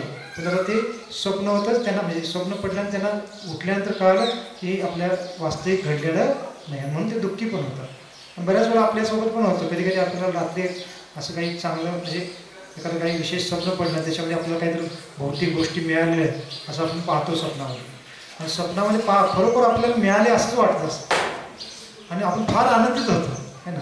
आणि जर जसं जागं होतो तर आपल्याला फार वाईट वाटतं, अरे बाबा हे स्वप्न होतं का, असं आपल्याला होतं. बऱ्याच वेळेला आपल्याला अनुभव असेल. आणि याच्या विरुद्ध पण होतं, बऱ्याच काही वेळेला फार वाईट पण स्वप्न पडतं आणि त्यावेळेला आपण फार दुःखी पण होतो. आणि एकदम जागे झाल्यानंतर आपल्याला कळतं की हा खरोखर हे दुःख होतं का, असं म्हणजे काय म्हणते म्हणजे स्वप्न होतं का, असं आपल्याला अजून फार आपण आनंदित होतो. जसं सांगायचं का नाही मला थोडे माहीत नाही, पण तो एक मला प्रसंग सांगतो, कारण ते शुभ मानलं जातं असं म्हणतात, त्यामुळे सांगण्याचं काही हरकत नाही. जसं आमच्या वडिलांचा देहत्याग झाला काही महिन्यापूर्वी, तर त्याच्यानंतर काही कालावधीनंतर मला माहीत नाही एक्झॅक्टली कधी, मला स्वप्नामध्ये मी सांगू शकतो असं म्हणतात की स्वप्नामध्ये एखाद्या व्यक्तीचा मृत्यू झालेला पाहिलं असं जर दिसलं तर म्हणतात की त्याचं आयुष्य वाढतं नाही. माहीत नाही असं आहे का, नाही ऐकले कोणाकडून माहीत नाही. तर मला म्हणजे असं स्वप्न पडलं की आमच्या आईंचा मृत्यू झालेला आणि मला खरोखर मी फार म्हणजे रुदन करतो आहे, मला फार दुःख होतं आहे असं मी स्वप्न, मी खरोखर मला असं वाटलं खरोखर झालेलंच आहे. फार मला म्हणजे दुःख झालं, म्हणजे असं विलाप करतो असं मला म्हणजे पाहत होतो मी. आणि मग मला त्यावेळेला असं वाटतं की वडील हे झाले, आता माता आई होत्या आणि आई पण झाले, असं म्हणजे फार मी दुःख हे करत होतो. आणि एकदम मी जागा झालो आणि जागा झाल्यानंतर मला एवढा आनंद झाला. का आनंद झाला, बरं झालं हा हे काय होतं स्वप्न होतं. मला फार आनंद वाटला की आणि नंतर आणखी हा आनंद वाटला की असं कधी ऐकलं होतं आम्ही की स्वप्नामध्ये एखाद्या व्यक्तीचा मृत्यू झाला हे दिसला असेल तर त्याचं आयुष्य जादा असतं. तर मला वाटलं ठीक आहे, म्हणजे याचा अर्थ आपल्या मातेचं थोडं आयुष्य झालं आहे आता एवढा, कारण ही भौतिकता आहे ना, मायेचा प्रभाव एवढं सर्व 15-16 वर्ष झालं तरी अजून आसक्ती असते किंवा प्रेम असते, ते काही चुकीचं पण नाही आहे, थोडं तसं असलं पण पाहिजे. तर सांगण्याचा उद्देश काय की असं स्वप्न पडतात आणि फक्त त्या स्वप्नामध्ये चांगलं झालं तर आनंदी होतो, स्वप्नामध्ये वाईट झालं तर दुःखी होतो. मग यांना पण हे स्वप्न पडलं की आपल्याला भागवतम ग्रंथ मिळालेला आहे, ते आनंदी झाले स्वप्नामध्ये किंवा थोडं जागे झाल्यानंतर, नंतर त्यांना दुःख पण झालं की वास्तविक हे काय होतं, स्वप्न होतं. आणि आपल्याला वाटलं की मग एवढं काही दुःखी होण्याची आवश्यकता आहे, जाऊन दुकानामध्ये लगेच भागवतम घेऊन येऊ शकतो ना आपण. तर याचं कारण हे आहे, कारण आत्ता आपल्याला जर आणायचं असेल तर लगेच 5-6 हजार रुपये देऊन आपण भागवतम घेऊ शकतो. परंतु त्यावेळेचा कालावधी कसा होता, कारण हे वैदिक ग्रंथ सहजासहजी उपलब्ध होत नव्हते. एखाद्या ठिकाणी असेल ग्रंथ तर आपल्याला घ्यायचं असेल तर तिथं आपण जावं लागायचं आणि काही ब्राह्मणांना लक्ष्मी देऊन बऱ्याच कालावधीनंतर ते ब्राह्मण लिखित स्वरूपात त्याची कॉपी बनवायची, हाताने लिहून असे विशेष पानावरती, आणि त्यानंतर ते ग्रंथ मग दुसऱ्याला दिला जात होता. त्याच्यामध्ये पण बरेच काही परवानगी काढायला लागायची, तिथल्या काही म्हणजे अधिकारी ब्राह्मणांची दिन, असे बऱ्याच गोष्टी असायच्या. त्यामुळे पूर्वीच्या कालावधीमध्ये हे जे वैदिक ग्रंथ सर्वांच्याकडे असे सामान्यपणे उपलब्ध नसायचे, आणि त्यामुळे ह्यांना वाईट वाटतं की भागवतम आपल्याकडे असतं किती चांगलं झालं, आपल्याकडे नाही आहे, मला मिळत होतं पण आता ते स्वप्न होत झालं. परंतु पहा भगवंत किती कृपा आहे, की ते वास्तविक स्वप्न नव्हतं, भगवंतांनी त्यांना एक प्रकारे आधीच ते एक प्रकारे दाखवून दिलं की हे आपल्या जीवनामध्ये घडणार आहे, आणि वास्तविक तसं घडतं. त्याच दिवशी त्यांच्याकडे एक ब्राह्मण येतो जो त्यांना म्हणजे त्यांना त्यांच्यासोबत ओळख नव्हती, अशी अपरिचित एक व्यक्ती त्यांच्याकडे येतो जी ब्राह्मण होते, आणि तो व्यक्ती त्यांच्यासोबत काय घेऊन येतो, भागवतम घेऊन येतो, आणि सनातन गोस्वामींना तो भागवतम देतो. आणि त्यानंतर सनातन गोस्वामी फार आनंद होतो की पहा मला स्वप्न पडलं आणि वास्तविक आता मला भागवतम प्राप्त झालं, ते फार आनंदित होतं. आणि त्या व्यक्तीची चौकशी करतात, परंतु तो व्यक्ती काही ज्याला सांगत नाही त्याच्या स्वतःबद्दल, कारण भगवंताच्या कृपेने ते आलेले, कदाचित देवी देवता पण असतील, आणि ते निघून जातात.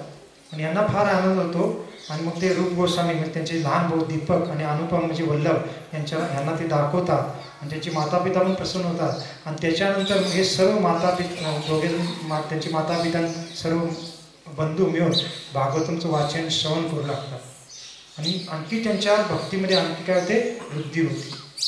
मग अशा पद्धतीने त्यांच्याबद्दल सांगितलेलं आहे. परंतु काय होतं की त्या भागामध्ये जो राजा होता बंगाल प्रांतामध्ये, तो कोण होता, एक मुस्लिम राजा होता, त्याचं नाव काय होतं, नवाब हुसेन शाह. आणि त्याच्या कानावर या 3 बंधूंबद्दल वार्ता पोचते. काय वार्ता पोचते की हे जे 3 बंधू आहेत, अमर, दीपक आणि अनुपम किंवा वल्लभ, हे फार विद्वान आहेत, त्यांना वेगवेगळ्या भाषा येतात, संस्कृत येतं किंवा पार्शियन भाषा येते, उर्दू, असे वेगवेगळ्या भाषा येतात, आणि फार ते प्रवीण आहेत वैदिक ग्रंथाच्या ज्ञानामध्ये. आणि विशेष करून जे हिंदू समुदाय आहे त्यांच्यामध्ये ते फार प्रवीण आहे, म्हणजे प्रसिद्ध आहे. सर्व हिंदू समुदाय त्यांना फार मान सन्मान देतो, आणि फार विद्वान पण आहेत ते. आणि त्यामुळे तुम्ही काय केलं, जर काय कराल की त्या दोघांना किंवा तिघांना जर तुमच्या सोबत तुमच्या राज्यामध्ये काही कार्य करण्यासाठी ठेवा, तर काय होईल, जे हिंदू समुदायाचे लोक आहेत ते तुमच्या विरोधात कार्य करणार नाही. आणि ते फार विद्वान असल्यामुळे त्यांचं फार तुम्हाला सहाय्य होईल असं त्यांना सांगितलं जातं. मग नवाब हुसेन काय करतो, त्या तिघांना बोलवून, 3 बंधूंना बोलवून त्यांना सांगतो की तुम्ही काय करा, मला सहाय्य करा हे माझे राज्य चालवण्यासाठी. आणि त्यांना सहाय्य करण्यास सांगतो, आणि पुढे हे पण म्हणतो की जर माझी इच्छा तुम्ही पूर्ण नाही केला किंवा माझा ऐकला नाही तर मी काय करेन, तुम्हाला तुमच्या कुटुंबाला भरपूर त्रास देईन, आणि एवढंच नाही तर माझ्या राज्यातील सर्व हिंदू समुदायाला पण फार मी त्रास देईन, असं तो म्हणतो. म्हणजे खरोखर नवाब हुसेन शाह फार क्रूर होता. मग शेवटी हे काय करतात, 3 बंधू त्या नवाब हुसेन शाहकडे कार्य किंवा काम करायला तयार होतात. कशासाठी, कारण बाकी आपल्यामुळे इतरांना त्रास होणे यासाठी. आणि तो नवाब हुसेन मग त्यांना विशेष पद पण देतो, कारण ते बुद्धिमान आहे, फार म्हणजे योग्य पात्र आहेत हे पाहून. तर सनातन गोस्वामींना ते प्रधानमंत्रीचं पद देतात त्यांच्या राज्याचं, आणि रूप गोस्वामींना जे गृहमंत्री किंवा अर्थमंत्री ते पद देतात. हे सर्व त्यांना पद दिलं जातं, आणि हे पण प्रामाणिकपणे सर्व कार्य करू लागतात. कारण भक्त आहेत, वैष्णव आहेत, मग इतरांना लाभ नुकसान म्हणजे त्रास होणे यासाठी ते पद त्यांनी स्वीकारलेलं आहे. आणि ते पद पुन्हा आता त्यांनी मग त्या नवाभिषेकला काही आतून त्रास होईल अशा पद्धतीने ते कार्य करत नाही, तर फार प्रामाणिकपणे ते कार्य करतात. आणि त्यावेळी नवाभिषेक पण त्यांच्यावर प्रसन्न होतो आणि त्या दोघांना किंवा तिघांना आपल्या लहान भावाप्रमाणेच तो मानत होता. आणि जसं नवाभूषण फार ऐश्वर्यशाली राजाप्रमाणे राहत होता, तशाच पद्धतीने ह्या नवाभूषणनं काय केलं, ह्यांना पण राहण्याची सर्व काही सुविधा उपलब्ध करून दिली. कारण प्रधानमंत्री पद साधारण नाही, राजानंतर हे दुसरं पद आहे, 2 नंबरचं राज्यातलं पद. आणि रूप गोस्वामींचं जे गृहमंत्री किंवा अर्थमंत्री पद हे 3 नंबरचं पद आहे. आणि अनुपम त्यांना सहाय्य करायचे दोघांना. अशा पद्धतीने ते कार्य करू लागतात. आणि त्यांच्यासाठी पण फार मोठा महल बांधला जातो, त्यांना पण सर्व काही सुविधा दिल्या जातात. राजाप्रमाणेच त्यांना सर्व काही धनसंपत्ती किंवा सुविधा उपलब्ध करून दिल्या जातात. आणि हे सर्व ते करत होते. आणि त्याच्यामुळे काय होतं की बाकीच्याच राज्यातील लोकांमध्ये पण त्यांचा मान सन्मान वाढतो. बरेच लोक त्यांना भेटायला येत होते. आणि हा नवाभूषण नेहमी राज्यामध्ये नसायचा, तो काय करायचा, वेगवेगळ्या आसपासच्या राजासोबत युद्ध करण्यासाठी नेहमी युद्धावरच असायचा. आणि सर्व काही राज्यकारभार हेच पाहत होते. म्हणजे विचार करा, सर्व काही राज्य त्यांच्या हातामध्ये होतं, एवढं विशेष त्यांचं पद होतं. आणि बाकीचे लोक पण त्यांना फार मान सन्मान द्यायचे. परंतु जीव गोस्वामी लिहितात किंवा आचार्य सांगतात, परंतु यांना मात्र फार दुःख वाटायचं. का? कारण आम्हाला काय करावं लागत आहे, अशा म्लेंछ यवनांची सेवा करावी लागत आहे, जे गोमांस खातात त्यांची सेवा करावी लागत आहे. आणि एवढंच नाही तर त्यांच्या मातापित्यांना पण फार वाईट वाटायचं. कोणाच्या? ह्या 3 बंधूंच्या मातापित्यांना, कुमारदेव आणि रेवतीदेव यांना. मग परमपूज्य राधानाथ महाराज ही कथा सांगताना म्हणतात की पहा, आजकाल कलियुगामध्ये आपण पाहतो की जी मातापिता असतात त्यांचा एखादा मुलगा जर अशा विशिष्ट पदावर गेला, समजा एखादा मुलगा प्रधानमंत्री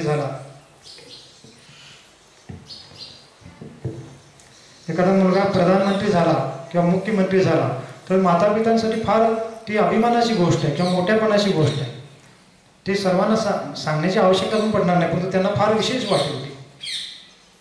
परंतु हे जे 3 बंधू होते, यांचे जे मातापिता होते, कुमारदेव आणि रेवतीदेव, तर हे साधारण मातापिता नव्हते, ते भगवंताचे शुद्ध भक्त होते. आणि आपल्या पुत्रांना एवढं विशेष फार उच्च पद प्राप्त झालेलं आहे, तरी पण ते फार दुःखी असायचे. का दुःखी असायचे? कारण पहा, आमच्या मुलांना अशा यवनांची सेवा करावी लागत आहे.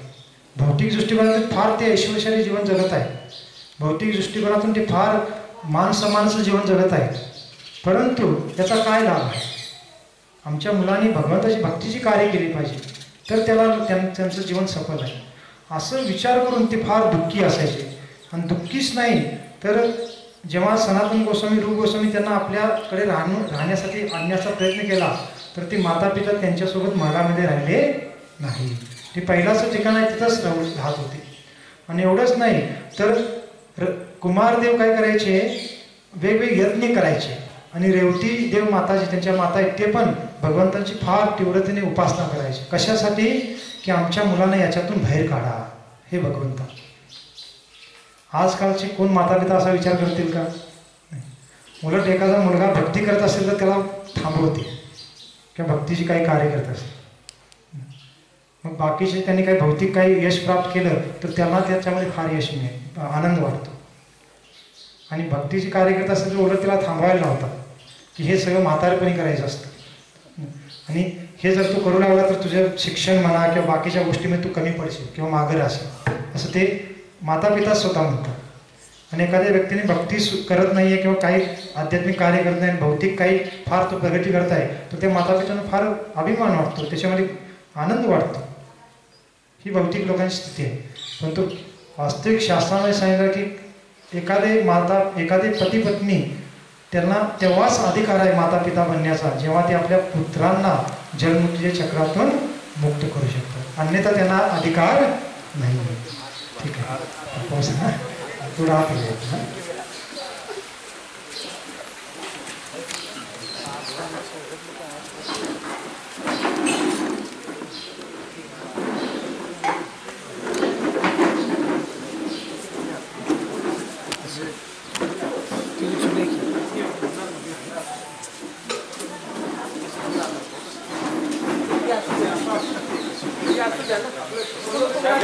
हरे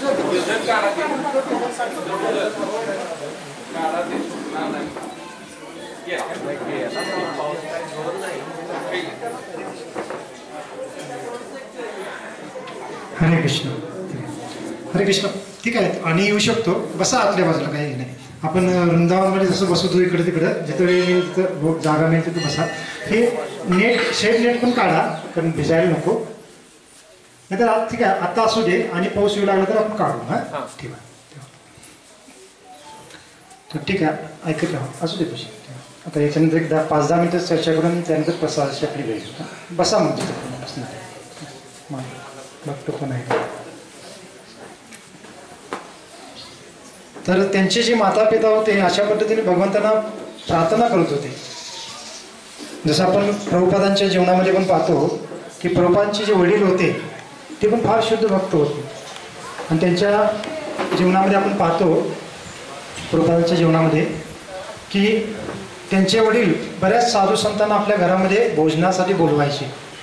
आणि त्यावेळेला ते त्या साधू संतांना काय प्रार्थना करायचे की आमच्या मुलांना कोणता आशीर्वाद द्या की माझा हा अभयचरण आहे हा राधा राणीचा फार शुद्ध भक्त बनव, अशी आशीर्वाद द्या, असं ते मागणी करायचे प्रभुपादांचे वडील. जसं आत्ता आपण असतो, आत्ताच्या माता पिता एकतर साधू संतांना आपल्या घरी बोलवणार नाही, भोजन करणं की हे होणार नाही. आणि जर आले त्यावेळेला ते काय मागणी करतील किंवा त्यांची काय अपेक्षा असते, त्या साधू संतांच्या द्वारे आपल्या भक्तांना असा आशीर्वाद मिळावा जेणेकरून आपल्या मुलाला फार चांगले मार्क्स मिळावे, आपल्या मुलांनी चांगलं यश प्राप्त करावं शिक्षणामध्ये, किंवा त्याला चांगली नोकरी प्राप्त व्हावी, त्याच्या व्यवसायामध्ये चांगलं यश प्राप्त व्हावं. तर अशा पद्धतीने मातापितांची इच्छा असते, साधू संतांनी असा आशीर्वाद द्यावा आपल्या मुलाला. पण ही भौतिकता आहे. परंतु जे वास्तविक भक्त असतात त्यांना माहीत असतं की सर्व भौतिक यश आहे ते म्हणजे कसं आहे, नष्ट होणार आहे. वास्तविक आपल्या मुलांचा लाभ कशामध्ये, जेव्हा ते भगवंताची भक्ती करतील आणि भगवंताच्या धामात जाण्यासाठी पात्र होतील, तर तो त्यांना सर्वोच्च लाभ आहे. आणि यांना खरे मातापिता म्हणलेलं आहे शास्त्रानुसार. किंवा जो असा आपल्या शिष्यांबद्दल विचार करतो त्यांना खरे गुरु म्हणलेला आहे. एखादा गुरु आहे तो आपल्या शिष्यांना त्यांच्या भौतिक लाभासाठी सहाय्य करत असेल किंवा भौतिक काही अडचणी दूर होण्यासाठी मदत करत असेल तर तो वास्तविक गुरु नाही आहे. जो त्यांच्या शिष्यांना जलमुक्तीच्या चक्रातून मुक्त होण्यासाठी सहाय्य करतो तो काय खरा गुरु आहे, हे शास्त्राने सांगितलेलं. आणि म्हणून तिथं आपण पाहतो की कुमारदेव आणि रेवती देव ही माता पिता अशा प्रार्थना करत होते त्यांच्या मुलांसाठी. आणि त्यांचे मुलं पण मग काय करायचे, मुलं म्हणजे अमर, दीपक आणि जे वल्लभ होते ते जरी महालामध्ये राहत आहेत आणि त्या राजासाठी सर्व कार्य करत आहेत तरी ते काय करायचे, त्यांच्या महलामध्ये म्हणजे राज दरबारामध्ये सर्व कार्य करायचे. पण महलामध्ये आल्यानंतर वेगवेगळ्या ब्राह्मणांना विद्वानांना बोलवून त्यांच्यासोबत काय करायचे, भागवतांचं अध्ययन करायचे, श्रवण करायचे. एवढंच नाही तर त्याने आपल्या महलाच्या आत म्हणजे महलाच्या समोर जे बगीचा ते नसतो त्या बगीच्यामध्ये गुप्त वृंदावन बनवलं होतं. गुप्त वृंदावन म्हणजे काय की त्या बगीच्यामध्ये त्यांनी राधाकुंड, श्यामकुंड याची प्रतिकृती बनवली होती. तेव्हा जे वृंदावनमध्ये वेगवेगळे 7 मंदिर आहेत मुख्य मंदिर, त्या मंदिराची पण प्रतिकृती बनवलेली होत्या. आणि तिथं त्या बगीचेमध्ये थांबून ते एक प्रकारे वृंदावनाचा अनुभव घेत होते, त्या ठिकाणी साधना करत होते. अशा पद्धतीने त्यांनी भक्तीची कार्य काय करत होती, व्यतीत करत होती. आणि तिथं म्हणलेलं आहे एवढंच नाही तर मदन मोहन नावाचे विग्रहांची पण स्थापना त्यांनी आपल्या त्या महिलाच्या बगीचेमध्ये केली होती. त्यांची ते उपासना करायची.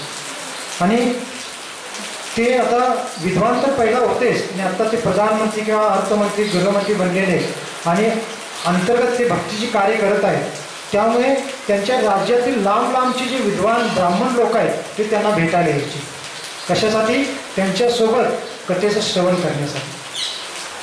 आणि आचार्य सांगतात की जेव्हा रूप गोस्वामी, सनातन गोस्वामी बसायचे आणि त्यांच्या आजूबाजूने ब्राह्मण बसायचे कथा श्रवण करण्यासाठी किंवा चर्चा करण्यासाठी, तर ते जणू काही देवी देवतांच्या मध्ये मध्यवर्ती किंवा एखाद्या उच्च सिंहासनावर इंद्र देवताच बसलेले अशा पद्धतीने ते काय असायचं, दृश्य असायचं.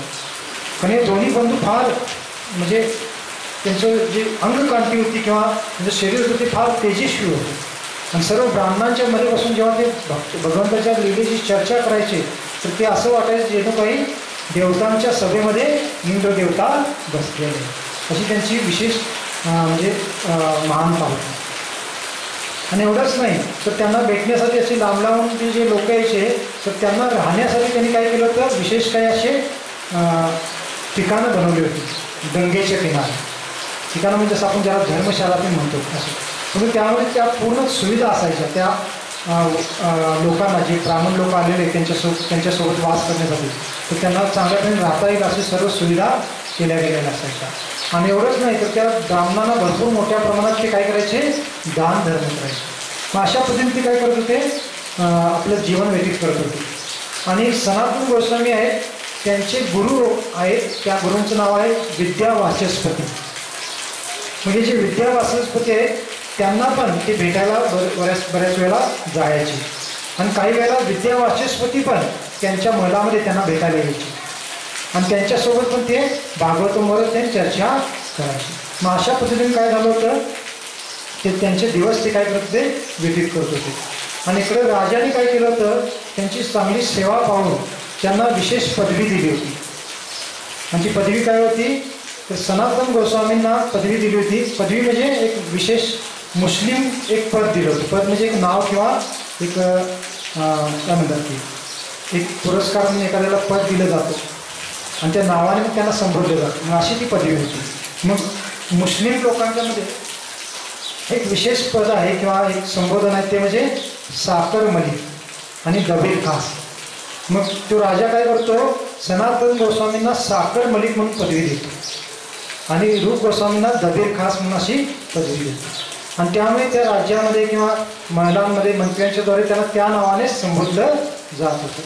आणि ते पेहराव पण आता त्या मुस्लिम लोकांच्या प्रमाणेच करत होते, कारण त्यांच्यासोबत राहायचं आहे, महिलांमध्ये पण त्यांच्या पेहरावाप्रमाणे ते घातलं पाहिजे, मग ते पेहराव करत होते.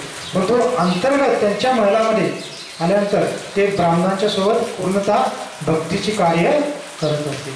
मग अशा पद्धतीने त्यांचं काय होतं, कालावधी व्यतीत होत होता. मग एक दिवस काय होतं, आणखीन एक विशेष स्वप्न सनातन गोस्वामीला पडतं. आणि त्या स्वप्नामध्ये आता काय होतं, त्या स्वप्नामध्ये स्वयं पूर्ण पुरुषोत्तम भगवंत त्यांच्या स्वप्नामध्ये येतात. आणि कोणत्या रूपामध्ये, श्री चैतन्य महाप्रभूच्या रूपामध्ये. कारण जेव्हा हे राज्य पाहत होते, राज सांभाळत होते, तेव्हा चैतन्य महाप्रभू पण नवदीप मायापूरमध्ये प्रकट लीला करत होते. आणि चैतन्य महाप्रभूच्याबद्दल त्यांनी श्रवण केलेलं होतं की नवदीप मायापूरमध्ये स्वयं कृष्ण प्रकट झालेले चैतन्य महाप्रभूच्या रूपामध्ये, आणि ते तिथं आपली संकीर्तन लीला करत आहे. मग हे रूप गोस्वामी, सनातन गोस्वामी इकडं त्यांच्या राज्यामध्ये किंवा त्या राज्याची जी राजधानी होती त्या राजधानीचं नाव होतं रामकेली. तर त्या ठिकाणी सनातन गोस्वामी, रूप गोस्वामी राहत होते.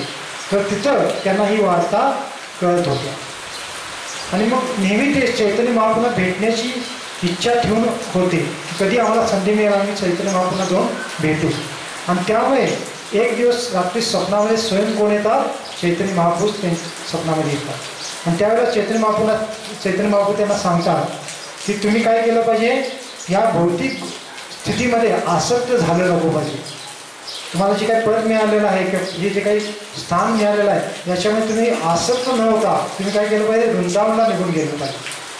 आणि वृंदावनला जाऊन तुम्ही काय केलं पाहिजे, तिथल्या भगवंतांच्या लीलास्थळी शोधून काढल्या पाहिजे.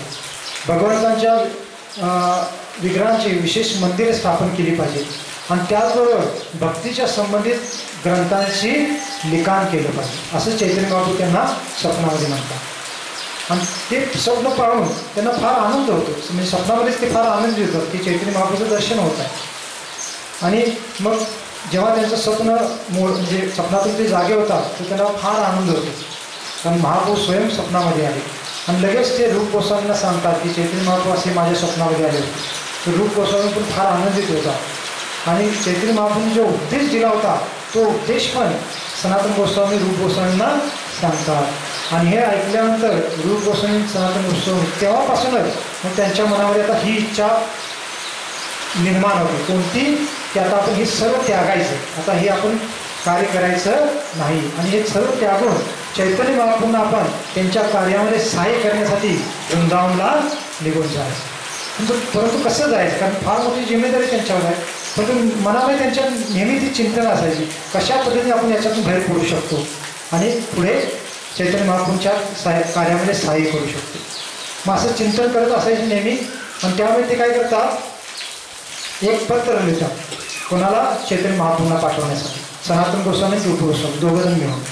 आणि त्या पत्रामध्ये काय लिहितात की आपली अयोग्यता दाखवतात की आम्ही किती पापी आहोत, आम्ही किती म्हणजे नीच आहोत, तुच्छ आहोत, की आम्ही काय करत आहोत, एका यवन म्लेच्छे लोकांची सेवा करत आहोत. आणि कृपा करून तुम्ही काय करा, आमचा याच्यातून उद्धार करा, तुमच्या चरणाचा आश्रय प्रदान करा. अशा पद्धतीने एक लेटर चैतन्य महाप्रभूंना लिहितात. परंतु त्या पत्राचं काही रिप्लाय किंवा उत्तर येत नाही. त्याच्यानंतर पुन्हा काही कालावधीनंतर सनातन गोस्वामी दुसरं पत्र लिहितात, त्याचा पण प्रतिसाद किंवा उत्तर येत नाही. मग असं बरेच पत्र ते पुन्हा पुन्हा लिहितात. परंतु बऱ्याच कालावधी निघून जातो तरी चैतन्य महाप्रभूंकडून त्यांना काही प्रतिसाद येत नाही. आणि आता हे जे पत्र लिहायचा जो कालावधी आहे, हा कालावधी कोणता होता? त्यावेळेला चैतन्य महाप्रभू संन्यास दीक्षा घेऊन जगन्नाथपुरीला राहण्यासाठी आले होते, त्यावेळेचा कालावधी होता. आणि मग चैतन्य महाप्रभूंनी काहीच प्रतिसाद दिला नव्हता. आणि बऱ्याच कालावधीनंतर बरेच पत्र आल्यानंतर चैतन्य महाप्रभू त्यांना एक उत्तर म्हणून एकच पत्र लिहितात. आणि ते पत्र रूप गोस्वामी सनातन गोस्वामीला इकडं रामकेलीला पोचतं. आणि त्या पत्रामध्ये बाकी काही लिहिलं नव्हतं, एकच वाक्य किंवा एकच उपदेश दिलेला होता. आणि तो उपदेश काय होता? त्या पत्रामध्ये लिहिलं होतं, जसं एखादी स्त्री असते तर ती स्त्री जेव्हा परपुरुषाप्रती आसक्त असते तेव्हा ती काय करते, आपल्या घरामध्ये पतीच्या समोर पतीची सेवा फार सावधानतेने करते. का? कारण त्या पतीला संशय होऊ नये यासाठी की मी दुसऱ्या पुरुषाप्रती आसक्त आहे असं. परंतु ती सावधानतेने सेवा करते आपल्या पतीची, परंतु आपल्या हृदयामध्ये ती नेहमी कोणाचं स्मरण करते? त्या परपुरुषाचं स्मरण करते. एवढंच त्यांनी लिहून पाठवलं होतं. आणि हे जेव्हा सनातन गोस्वामी वाचतात तर त्यांना त्याचा अर्थ काय हे कळून येतो. तो अर्थ म्हणजे काय? की जसं ती स्त्री दुसऱ्या पुरुषाबद्दल स्मरण करत आहे, तसं तुम्ही काय करा, त्या राजाची जी काही सेवा करत आहात ती सेवा वरवरनं करत राहा, चांगल्या पद्धतीने करत राहा. त्याला काही चुकीचं वाटलं नको पाहिजे. परंतु अंतर्हृदयातून नेहमी काय करा, तुमचे खरे जे स्वामी आहेत ते म्हणजे कृष्ण, त्यांचं तुम्ही काय करा, स्मरण करा. आणि योग्य आल्यानंतर काय आहे, भगवान तुम्हाला तिथून, कृष्ण तुम्हाला त्या ठिकाणातून किंवा त्या स्थितीतून बाहेर काढतील. मग अशा पद्धतीने त्या पत्राचा म्हणजे भावार्थ होता. आणि सनातन गोस्वामी हे वाचल्यानंतर समजून घेतात, रूप गोस्वामींना पण सांगतात. आणि त्यानंतर मग ते त्यांचं जे कार्य होतं ते चांगल्यापणे पहिला करतच होते, पुन्हा ते करत राहतात.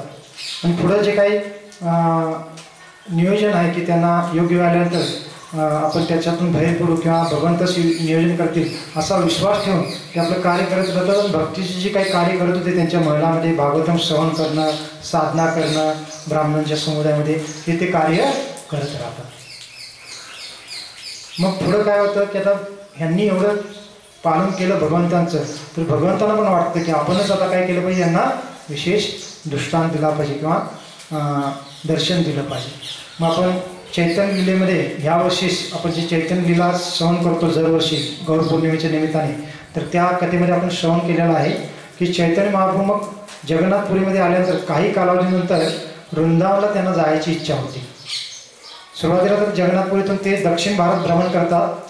आणि दक्षिण भारत भ्रमण करून आल्यानंतर नंतर त्यांना कुठे जायची इच्छा होती, वृंदावनला जायची इच्छा होती. आणि म्हणून मग ते काय करतात, जगन्नाथपुरीमधल्या भक्तांची अनुमती घेऊन त्यांना सांगून एक भक्त आपल्यासोबत एक नाही काही भक्त आपल्यासोबत घेऊन ते वृंदावनला जायला निघतात. आणि वृंदावनला जात असताना ते ओडिसातून वर कुठे येतात, बंगाल प्रांतामध्ये येतात. आणि बंगाल प्रांतामध्ये ते कुठे येतात, नवदीप मायापूरमध्ये येतात.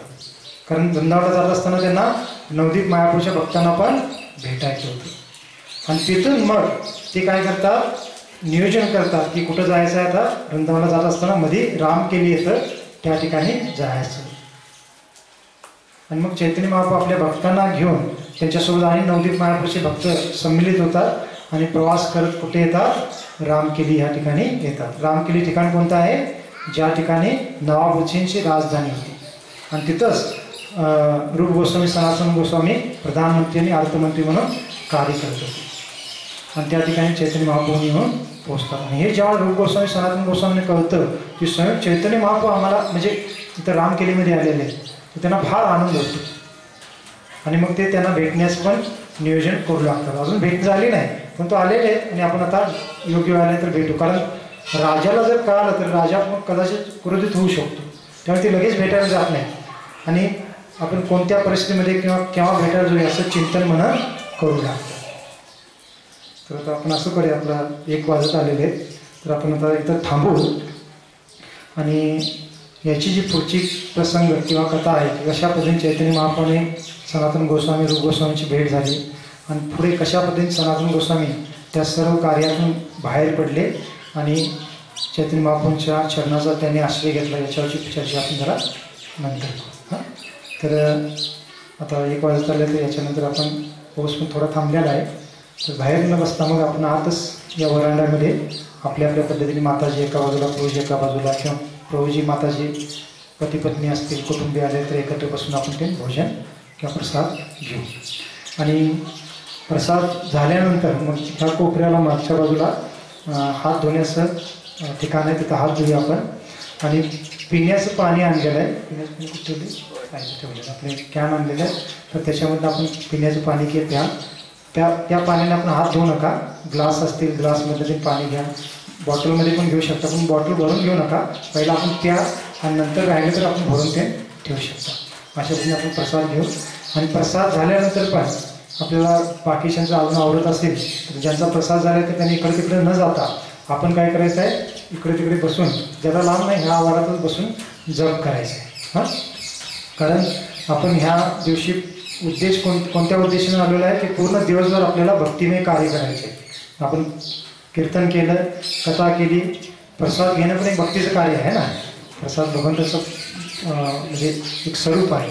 मग प्रसाद घेऊ आणि प्रसाद झाल्यानंतर पुन्हा आपण जप करायचं.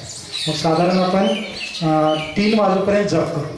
हां, मग प्रसाद जर 1:30 वाजेपर्यंत झाला तरी काय हरकत नाही, 1:30 पावणे 2पर्यंत लवकरात लवकर प्रसाद घ्या आणि जपाला बसा. आणि इकडे तिकडे जाऊ नका कोणी, या आवारातच करायचं आहे. कारण आपण उद्देश आहे की एकत्र भक्तांच्या संघामध्ये जप करायचं आहे.